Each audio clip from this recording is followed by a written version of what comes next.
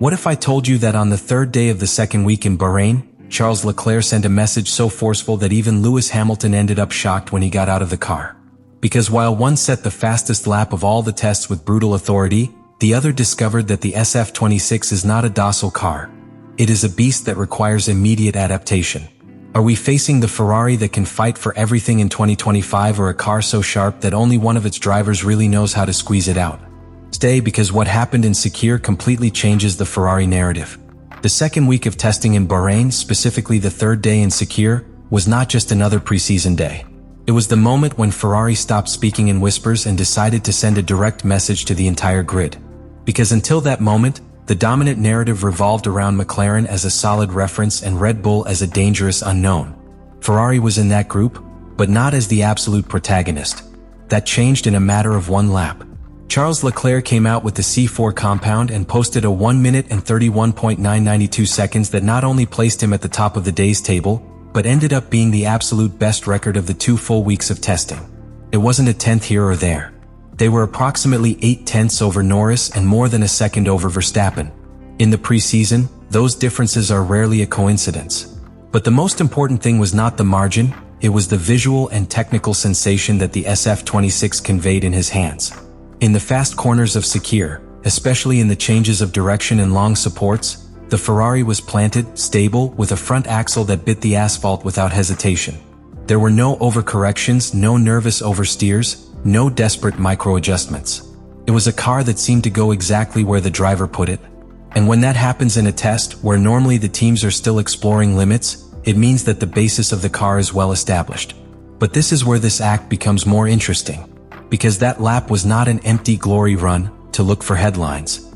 Ferrari's race simulations were very close to the best long runs of the test. That is to say, the car was not only explosive in one lap, it was also consistent in sustained rhythm.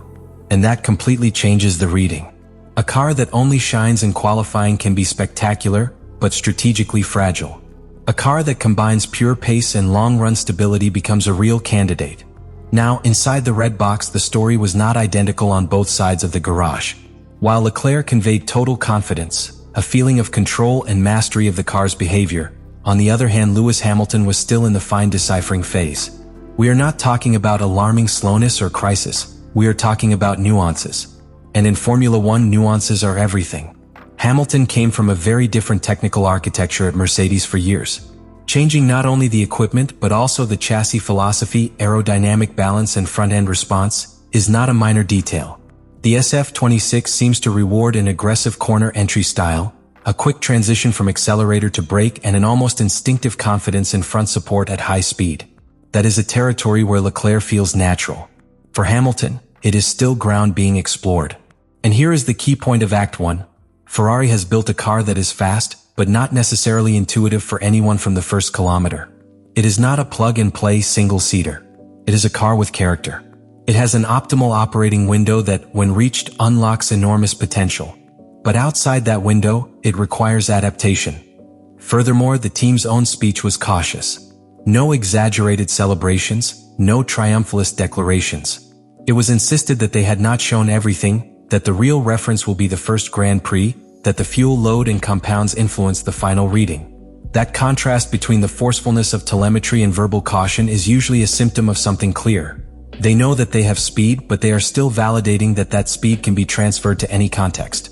The second week in Bahrain, day 3, then left a dual image. On the one hand, a Leclerc who makes a silent but devastating statement. This Ferrari may be the weapon he was waiting for.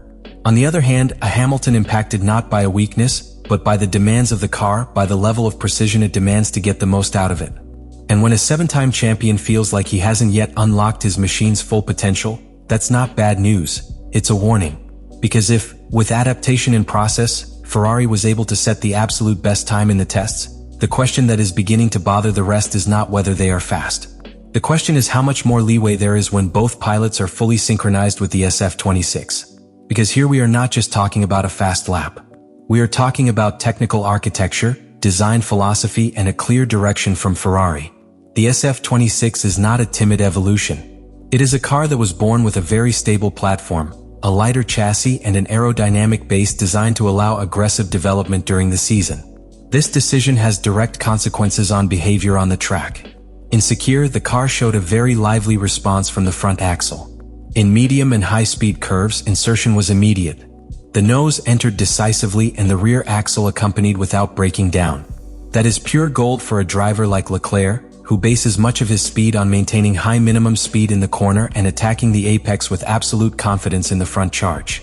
When a driver feels that the car turns exactly what he asks for, without delays or prolonged understeer, the margin for risk grows exponentially. But that same feature can become a challenge for someone who is still calibrating references. Hamilton, accustomed for years to a different type of balance and to a car that often required different work in the middle phase of a curve, found himself with a Ferrari that requires surgical precision on entry. If you attack with conviction, the car responds. If you hesitate for half a second, the optimal window slips away. And here appears the key concept of this act, the performance window. The SF26 appears to have a very competitive range when it is at its exact point for temperature, balance, and aerodynamic support. But outside of that point, it's not necessarily forgiving. That explains why Leclerc was able to squeeze out that brutal lap and accompany it with solid long runs, while Hamilton spoke of adaptation, of progressive understanding, of unlocking layers of the car. Furthermore, the context of the test reinforces this reading.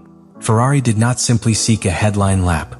The management on day 3 showed structural confidence. Many turns, no relevant reliability problems, no erratic behavior. This indicates that the mechanical basis is well resolved. And when you have a solid foundation, you can afford to push the aerodynamic limit more aggressively. Now, this opens up a huge strategic question within the team.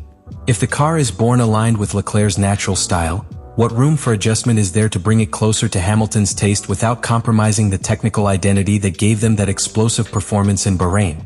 Because in Formula 1 it's not just about having a fast car, it's about having a car that allows both drivers to constantly maximize points. The most interesting thing is that Hamilton did not come away beaten in terms of public trust. He came away shocked by the potential. And that is very different.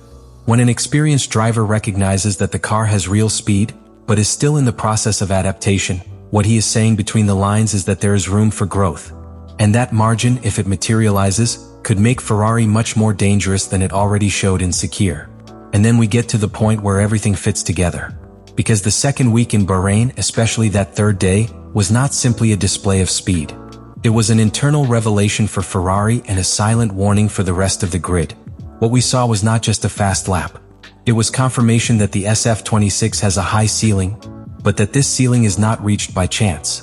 Ferrari leaves Sakhir with something it didn't always have in previous seasons: a solid, predictable, and consistent foundation.